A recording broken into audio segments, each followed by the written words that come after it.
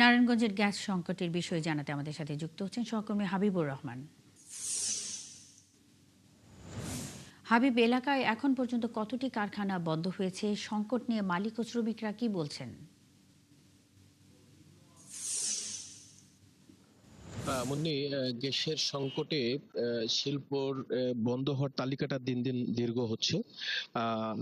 এই সংকটটা যদি এই গ্যাসের সংকটটা সহসা সমাধান না হলে হয়তো এই তালিকাটা অনেক বড় দীর্ঘ হতে পারে। এতে করে অর্থনীতির উপর অনেক বড় চাপও তৈরি হওয়ার একটা সম্ভাবনা রয়েছে বলে এই শিল্প মালিক সমিতি আমাদেরকে জানিয়েছেন। তবে এবং শুধু শিল্পের পাশাপাশি আপনার যে বাসাবাড়ি এই যানবাহন এবং এই জ্বালানি সংশ্লিষ্ট প্রত্যেকটা খাতে এর প্রভাব পড়েছে। তো যেহেতু নারায়ণগঞ্জ একটা শিল্পনগর জায়গা, শিল্প শুধুমাত্র জ্বালানি নির্ভর হওয়ার কারণে এই শিল্পর মুখে যে অর্থনৈতিক চাপ পড়ছে, এতে করে বেশ একটা সামনে অর্থনৈতিক চাপ তৈরি হতে পারে বলে সংশ্লিষ্ট মহল আমাদেরকে জানিয়েছেন। তারা বলছেন যে এভাবে যদি সংকট উত্তরণের দ্রুত সহসায় সরকার কোনো পদক্ষেপ না নেয়, তাহলে তাদের এই শিল্প বন্ধ করা ছাড়া কোনো গতি থাকবে না। গতকালকেও আমরা চেম্বারের সাথে কথা বলেছিলাম, কিংবা যারা বৃহৎ শিল্প গোষ্ঠী আছে তারা অনেকের সাথে আমরা কথা বলেছি।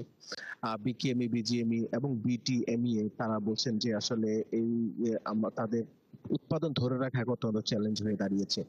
পাশাপাশি সামনে ব্যাংকের লোন আছে, তাদের রয়েছে বায়ারদের অর্ডার রয়েছে, শ্রমিকদের বেতন রয়েছে। সামগ্রিকভাবে তারা এই কুলিয়ে উঠাটা তাদের জন্য অনেক জটিল হয়ে যাচ্ছে মনে। তো এমনই একটা পরিস্থিতিতে যদি শিল্পনগরীর যে শিল্পনগরী নারায়ণগঞ্জ জাতীয় অর্থনীতিতে প্রায় 32% অংশগ্রহণ করে থাকে অর্থনৈতিক ভাবে যে বাজেটের মধ্যে, সেই জায়গাটা অনেক বড় ধাক্কার একটা সম্ভাবনা তৈরি হয়েছে। এমনি সংশ্লিষ্টরা বলছে যে এই সহসায় যদি জ্বালানি সংকট না হয়, তাহলে শিল্পনগরী আসলে মূলত স্থবির হয়ে যাবে, এমনটাই বলছেন সংশ্লিষ্ট। এমন নিউজ ছিল নারায়ণগঞ্জ থেকে আমার কাছে। হাবিব, খবর রাখতে থাকুন, আমাদের সঙ্গেই থাকবেন। দর্শক, তীব্র গ্যাস